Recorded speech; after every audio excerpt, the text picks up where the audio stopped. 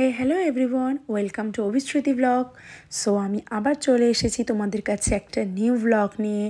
আজকের ব্লগটা একটু ডিফারেন্ট, একটু স্পেশাল, কারণ আজকে আমরা যাচ্ছি, মানে আমি আর অভিষেক যাচ্ছি মুভি দেখতে। কী মুভি এটা তো তোমরা দেখতেই পারবে। সো চলো দেখতে থাকো।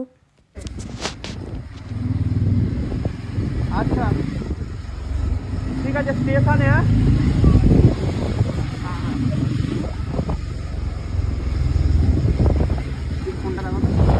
সো দেখো আমরা এখন কোথায় আছি।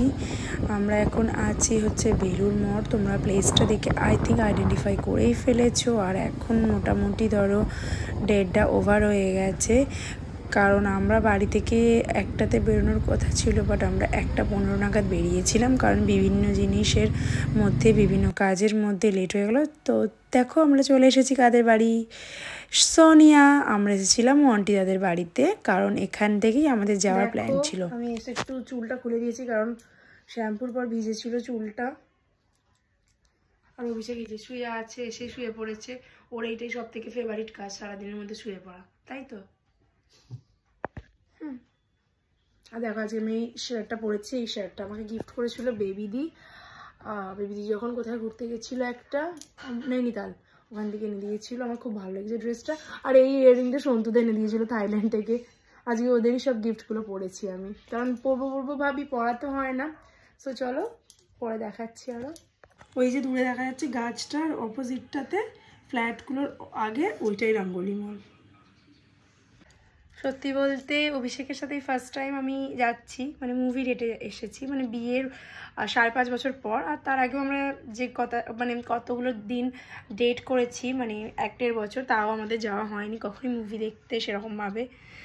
তাই ব্লগটা বানাচ্ছি, কারণ একটা মেমোরেবল, মানে সব কিছুই মেমোরি ক্যাপচার করি, তো এটাও করলাম, কারণ ফার্স্ট টাইম আমাদের সেই কারণেই।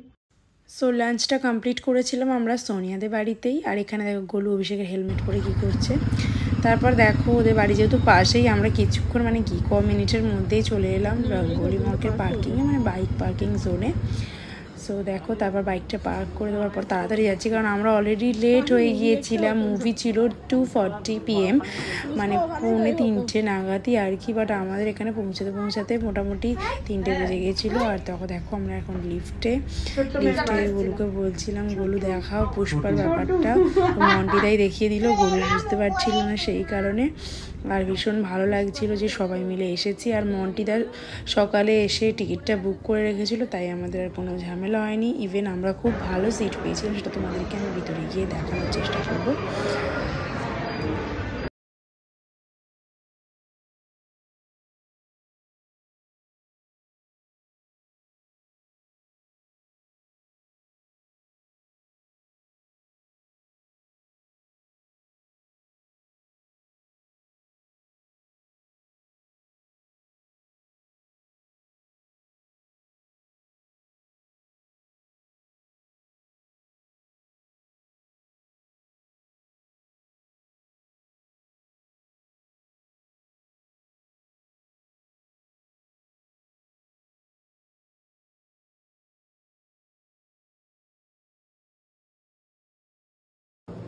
তারপর দেখো আমরা ইন্টারভ্যালে একটু বাইরে এসেছিলাম, আমাদের 3 নাম্বার ওই যে থিয়েটারটাতে চলছিল মুভিটা।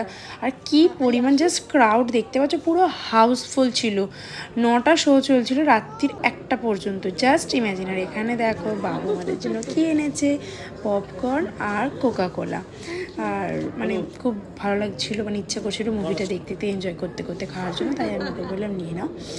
আর এখানে দেখো আমরা চলে যাচ্ছি ভিতরে, মুভি এবার স্টার্ট হওয়ার টাইম হয়ে গেছে, তাই আর বেশি দেরি করে লাভ নেই, ভিডিওটা আমি দেখাচ্ছি। আর এই যে দেখো এবার মুভি যখন আমাদের শেষ হলো, মোটামুটি 6:40 বেজে গেছিলো, পুরো 3.5 ঘন্টার মুভি ছিল। আর সোনিয়ারা তো এক্ষুনি ঢুকে যাবে ওখান থেকে বেরিয়ে, ওদের বাড়িটা খুব কাছেই, তাই আমরা একটু কথা বলে নিয়েছিলাম, কারণ আর দাঁড়াবো না, ছেলেটাকে তো বাড়িতে রেখে এসেছি শাশুড়ি মার কাছে। আর কতক্ষণ থাকবে, কান্নাকাটি করছে কি তাও আমি জানি না, কারণ একবার আমি ফোন করিনি মুভির মাঝখানে। আর এই যে দেখো আমি চলে এসে ফ্রেশ হয়ে নিয়েছি। টাটা, দেখা হচ্ছে পরের ভ্লগে।